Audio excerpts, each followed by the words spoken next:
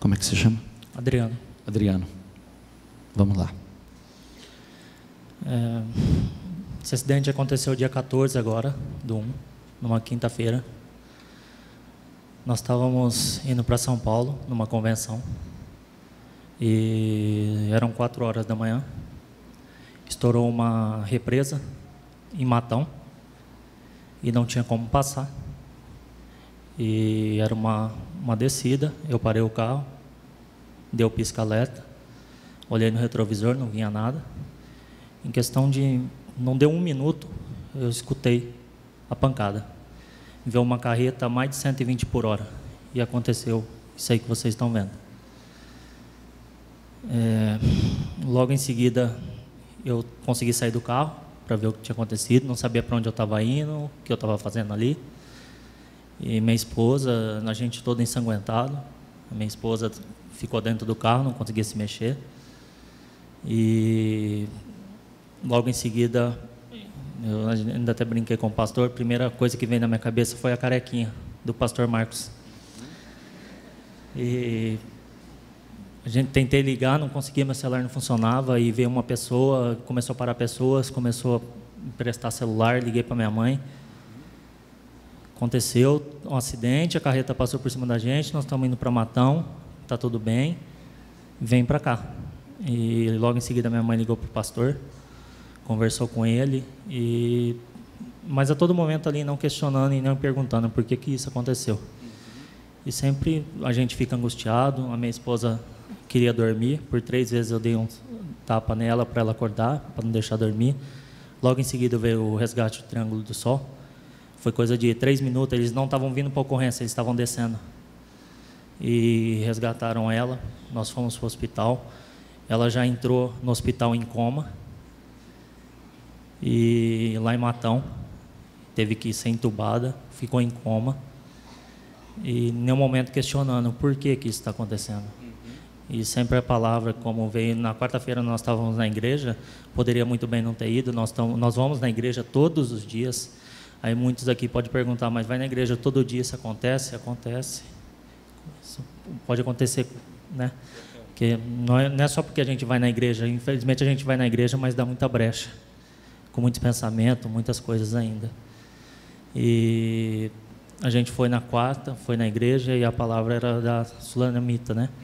Que o filho dela faleceu, e ela ficou quietinha, colocou ele no quartinho, ficou quietinho e foi buscar o homem de Deus.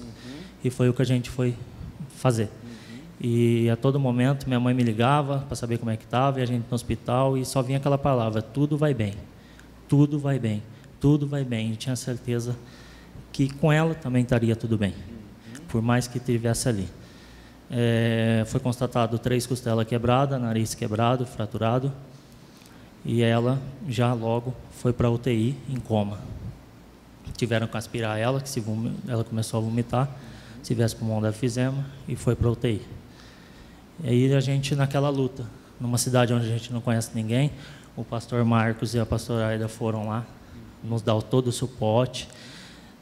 Minha mãe, meu pai foram para lá, e eu lembro que eu saí querendo sair com dor, querendo sair logo para saber como que ela estava.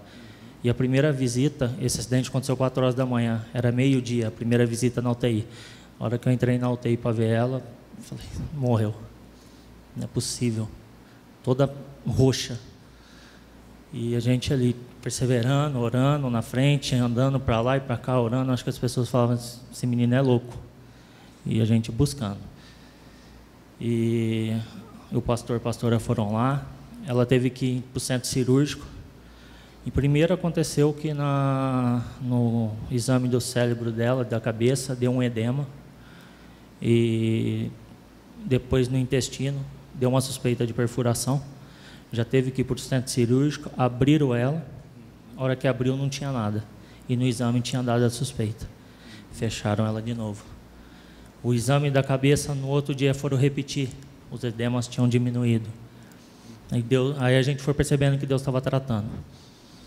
E a gente ficou lá quinta, ficou sexta. Sexta-feira consegui uma ambulância do Alsta, a UTI móvel, para transferir ela para Rio Preto. A ambulância foi até Matão.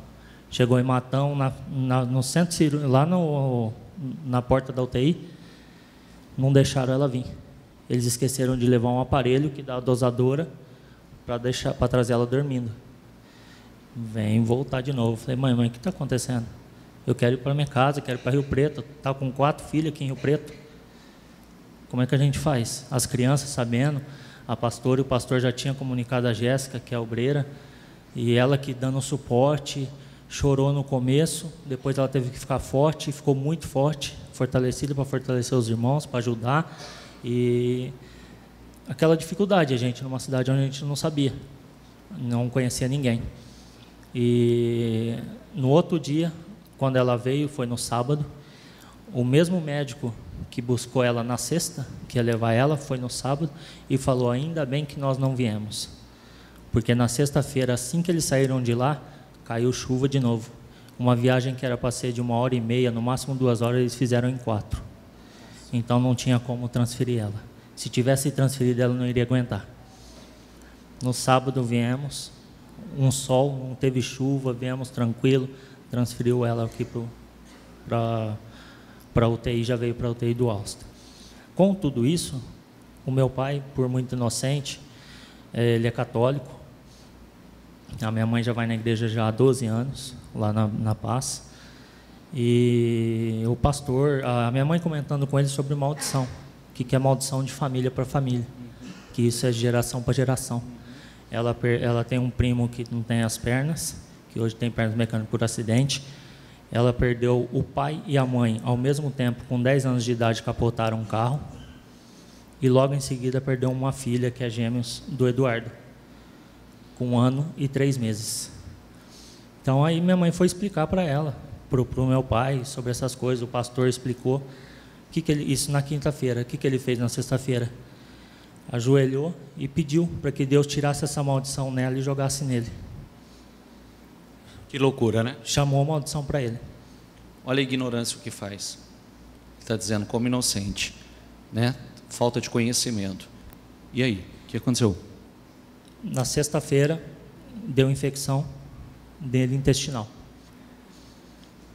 Olha como é o mundo espiritual. Porque, na verdade, é orar, é quebrar e acabou. É repreender e acabou. Não é sair dela e vem em mim. Você vê que, às vezes, quando a pessoa não sabe, não conhece a palavra, às vezes ele age de maneira que, ao invés de melhorar a situação, ele agrava ainda mais a situação. Ele piora, ele atrai algo muito negativo para a vida dele. E agora, como é que ele está? Hoje ele está bem. Que teve que ir lá orar por ele. Na sexta-feira, ele começou a passar mal. Eu com a minha costela doendo, todo roxo o rosto. Acordei 4 horas da manhã, lá em Matão ainda, nós estávamos. Levei ele no pronto-socorro, internou ele, tomou um medicamento e não melhorava. No sábado, ligamos para o meu cunhado foi lá sábado de manhã, trouxe ele para Rio Preto. Nisso nós viemos embora. Quando foi na segunda-feira, ele internou no HB. Ele internou já tendo que ir para a UTI, porque o rim dele paralisou. Tendo que fazer hemodiálise. Adriano, como é que você sai dessa experiência? Muito melhor. Muito melhor. Muito mais espiritual. Muito mais espiritual. Eu aprendi a buscar. Hoje eu aprendi a buscar mais. Eu quero até pegar um ponto que ele falou aqui. Ele disse assim, a gente vai, a gente busca tal, mas a gente dá muita brecha. E ele sabe disso. A gente dá muita brecha. E às vezes, o Adriano, acho que eu posso falar isso, Adriano? Ele está dizendo que eu posso falar e eu devo falar. Tanto o pastor Marcos como ele já conversou comigo. E o Adriano, em função do seu temperamento, ele sempre foi uma pessoa muito explosiva.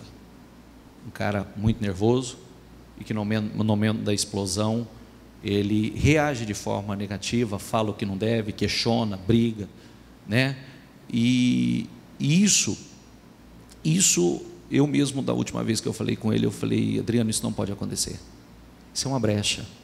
É uma brecha muito grande. Às vezes o diabo está procurando uma brecha desse tamanho e quer fazer um rombo na sua vida.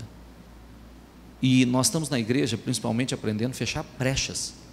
É fechar as aberturas por onde ele possa entrar. Então, numa situação como essa, hoje, ele está vendo. Primeiro, você vê que nós estamos na dependência de Deus o tempo todo. Você vê que aquilo que a gente acha que é um problema grande, um problema financeiro, um mês que não está bom, isso não é nada. Isso não é nada. Porque você tem a vida. Você está guardado, você tem a sua família. Então, com certeza, essa experiência que ele está passando, que hoje ele está realmente, agora, ele está dependendo de Deus. Agora, ele vê que se a proteção de Deus não estiver, olha isso aqui era, posso falar mais uma? Volta a foto do carro aqui. Quantos filhos você tem? 4.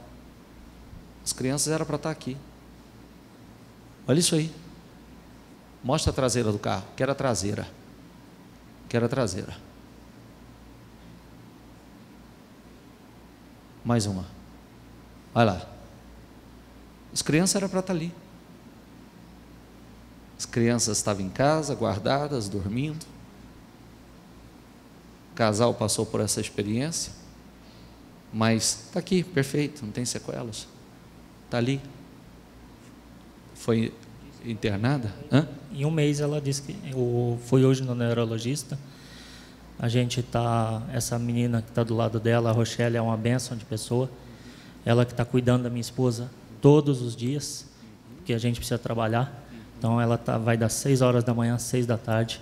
A pastora Aida que arrumou para nós. O pessoal da igreja que todo deu suporte, porque o nosso convênio era coletivo. Eu não podia dormir com ela porque ela é mulher. Então foram obreiras, a pastora. Você teve todo o apoio da igreja. Todo o apoio da igreja. Realmente a gente, não só nesse momento, que todo momento a gente já sabe e está enturmando cada dia mais, então a gente sabe que isso é uma família. Isso aqui não é apenas uma igreja, pelo contrário, é uma família. Então esse suporte foi essencial. E hoje nós fomos no neurologista, ele falou que em um mês ela está 100%. Ela não esqueceu ela não teve perca de memória, não bateu cabeça, mas apenas ela está confusa, que a batida foi muito feia. E como ela estava com um banco deitado e dormindo, ela deu o efeito chicote, que eles falam, que é aquela batida, não que ela bateu a cabeça, foi rápido demais. Mas diz que em um mês ela vai estar 100%, eu tenho a certeza disso, eu creio nisso. Amém. Ela está vendo tudo, está entendendo tudo, está emocionada, né? E você sai muito melhor, muito mais cristão, muito mais homem de Deus dessa situação. Sim, como eu falei para o pastor, nem com os filhos eu consigo mais gritar, falar alto. Acho que, como a Márcia acabou de falar, realmente quando a gente tem as pessoas do nosso lado que a gente ama, a gente tem que dar valor. E muitas pessoas, não julgando quem está aqui dentro ou quem está lá fora, infelizmente não dá valor aos filhos, não dá valor ao marido, à esposa. Dificuldade todos vamos ter. Cada um tem uma personalidade. Se todo mundo fosse igual, então a gente tem que saber amar mais as pessoas. E é isso que eu estou aprendendo. Porque só nesse momento que a gente percebe o quanto é difícil ter se olhar para a pessoa, você vê ela deitada numa cama, dormindo por 8 dias, com um tubo na boca, sem saber o que vai acontecer. Não é a vida mais do que a vestimenta, não é a vida mais do que a comida e a bebida. Está aqui a vida preservada, e eu tenho certeza que ele encerra esse ano muito melhor do que ele começou, e encerra esse ano muito mais próspero. Isso aqui é a matéria, e eu tenho certeza que esse carro Deus vai dar um muito melhor do que esse, e vai abençoar muito mais. Amém? Graças a Deus, para Jesus.